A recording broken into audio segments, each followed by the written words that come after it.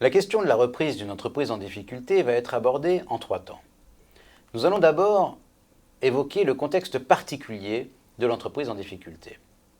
Nous verrons ensuite les 2 types de reprises qui peuvent être réalisées, à savoir la reprise interne, puis la reprise externe. La reprise d'une entreprise en difficulté peut sembler tentante de prime abord. 2 raisons principales sont souvent invoquées. D'abord, elle permet de ne pas avoir à créer une entreprise ex nihilo. Ce peut être un gain considérable que d'éviter des années de développement de l'entreprise, c'est-à-dire de recrutement, de montée en compétences, d'acquisition de savoir-faire et d'esprit d'entreprise, de mise en place d'un réseau, d'installation sur un marché ou encore de développement de la clientèle. Bref, c'est une entreprise fonctionnelle, livrée clé en main. Ensuite, la reprise d'entreprise en difficulté s'opère toujours à un prix très inférieur à celui d'une entreprise en bonne santé. Il y a la possibilité de réaliser une bonne affaire. Une entreprise pour 1 euro, c'est devenir dirigeant d'entreprise pour même pas le prix d'un café. Ces 2 raisons sont exactes, mais on le comprend instinctivement, elles ne sont que relatives et bien sûr elles sont réversibles. D'abord, l'entreprise reprise est certes une entreprise déjà existante, mais elle peut ne pas être foncièrement viable. Auquel cas, le changement de contrôle et des investissements supplémentaires n'y changeront rien. Si le moteur est défectueux, un autre conducteur et le plein d'essence ne feront pas de miracle. D'où une prudence extrême. Il faut avant toute chose analyser les raisons des difficultés rencontrées par le cédant et savoir s'il sera raisonnablement possible d'y remédier. S'agit-il de difficultés structurelles, financières, liées à des erreurs de gestion ou des erreurs de positionnement? D'autre part, le faible prix de l'entreprise en difficulté peut être un leurre. Le repreneur n'acquiert pas des actifs sans contrepartie. Il est tenu aux obligations imposées par le plan. Non seulement le paiement intégral du prix de cession, bien sûr, mais aussi le maintien du niveau d'emploi auquel il s'est engagé, la poursuite des contrats cédés, ou encore l'interdiction d'aliéner immédiatement les biens acquis. Et puis, il lui faut aussi une surface financière adaptée. Pour mener à bien la reprise, il devra opérer, le plus souvent, une recapitalisation substantielle, pourvoir aux besoins de fonds de roulement, afin de poursuivre l'activité. Il devra financer les investissements pour envisager l'avenir.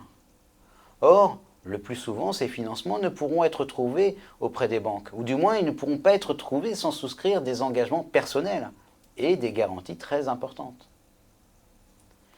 L'image de la reprise d'une entreprise en difficulté, qui constitue une bonne affaire, soit qu'on la redresse, soit qu'on la dépaisse, est erronée.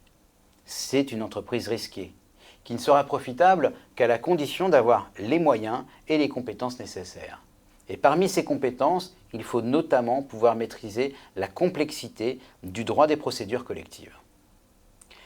Le cadre légal, en effet, change régulièrement. La dernière grande réforme date de 2014. La reprise d'entreprise n'a été instituée qu'en 1985. Auparavant, on parlait plutôt de cession à forfait des actifs et non de l'entreprise en tant que telle. D'où d'ailleurs des dérives importantes au début des années 80.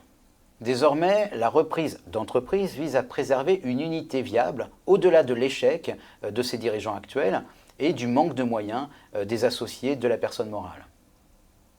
Le repreneur a des obligations. La reprise n'est pas un blanc-seing. Le repreneur doit poursuivre l'activité et non simplement chercher à éliminer un concurrent ou chercher à réaliser une opération spéculative en liquidant immédiatement les biens de l'entreprise, sitôt celle-ci reprise. Les objectifs de la reprise, en effet, sont énoncés par le Code de commerce en son article L642-1. La cession de l'entreprise a pour but d'assurer le maintien d'activités susceptibles d'exploitation autonome de tout ou partie des emplois qui y sont attachés et d'apurer le passif. Techniquement, la reprise d'une entreprise en difficulté peut s'opérer de 2 manières très différentes.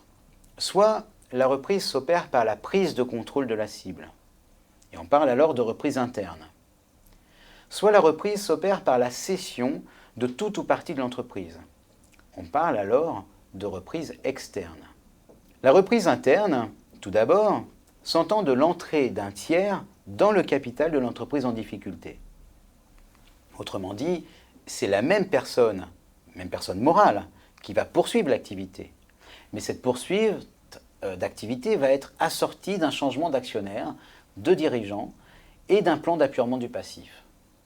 Il n'y a donc pas cession à proprement parler car l'entreprise demeure au sein de la même personne morale. Seuls les animateurs de celle-ci sont modifiés.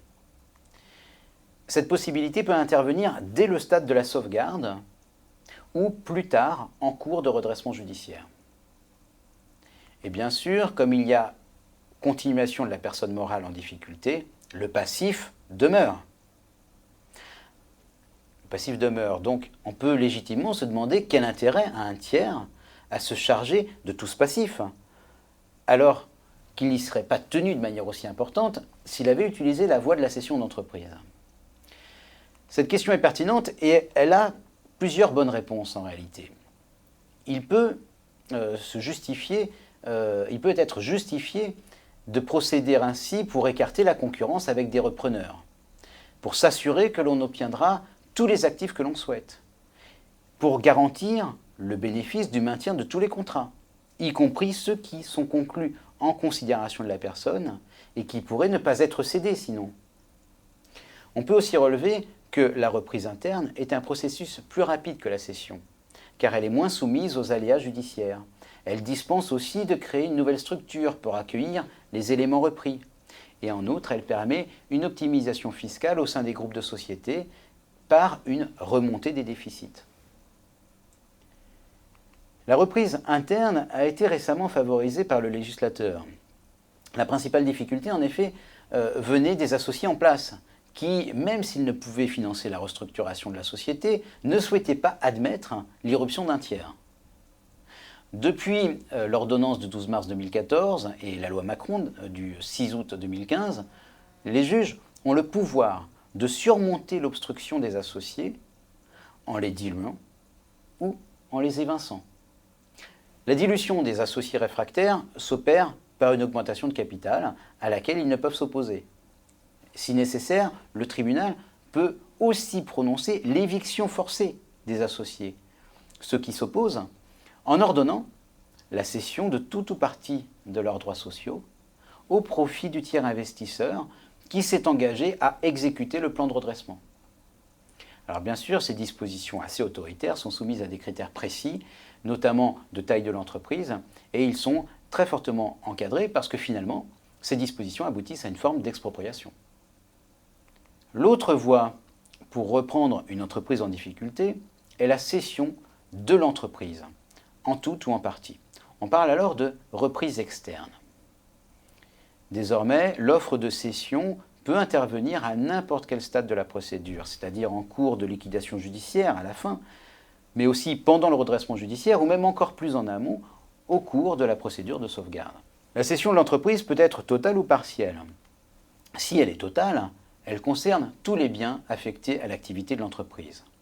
Si elle est partielle, elle ne porte, comme son nom l'indique, que sur une partie des biens de l'entreprise, c'est-à-dire sur une ou plusieurs activités ou sur un ensemble d'éléments d'exploitation qui forment une ou plusieurs branches autonomes d'activité. Dans tous les cas, le repreneur reprend alors des actifs, mais sans le passif antérieur, et c'est là tout l'intérêt de l'opération. Concrètement, le repreneur doit adresser une offre de reprise au tribunal. Le contenu de cette offre est très étroitement réglementé. Il faut indiquer notamment la désignation des biens, des droits et des contrats qui vont être repris, les prévisions d'activité et de financement, le prix de cession et ses modalités de règlement, la date de réalisation de la cession, le niveau et les perspectives d'emploi, et notamment le nombre de licenciements auxquels l'offre est subordonnée, les prévisions de cession, c'est-à-dire combien d'actifs vont être cédés au cours des 2 années qui suivent. Le tribunal ensuite se prononce souverainement sur les offres qu'il a reçues, et il y a là un aléa assez important pour le repreneur qui peut voir son offre écartée au profit d'une autre qui sera considérée par le tribunal comme étant préférable. Préférable, non pas forcément au niveau du règlement des créanciers, mais au niveau du maintien de l'emploi. S'il est retenu, le repreneur sera alors tenu de toutes les obligations souscrites. S'il ne les exécute pas, le tribunal pourra prononcer la résolution de la cession et le condamner en plus à des dommages et intérêts. À cette procédure s'ajoute depuis 2014 une intéressante possibilité de reprise de l'entreprise bien en amont des premières difficultés, c'est-à-dire au stade de la prévention. Il s'agit de la procédure de prépa-accession, inspirée de son homologue américaine comme son nom l'indique. Son intérêt est de préparer, dans le cadre des procédures amiables, comme la conciliation ou le mandat ad hoc, de préparer la cession de tout ou partie des actifs. Autrement dit, si la cession est préparée avant la procédure collective, elle sera ensuite mise en œuvre pendant la procédure collective. L'intérêt, c'est d'avoir un gain de temps précieux lorsque l'entreprise connaît réellement des difficultés. Pour le repreneur, l'opération est intéressante car, à ce stade, il est libre de définir exactement le périmètre de son offre. Il ne sera pas non plus tenu du passif et en plus, il aura une longueur d'avance sur d'éventuelles autres offres. Le tribunal pourra ensuite accélérer le dépôt des offres concurrentes et donc, au final, le repreneur en prépa-accession a l'opportunité de négocier plus tôt, dans de meilleures conditions, alors que l'état de la société n'est pas encore trop dégradé et il risque beaucoup moins de voir son offre écartée au profit de celle d'un concurrent.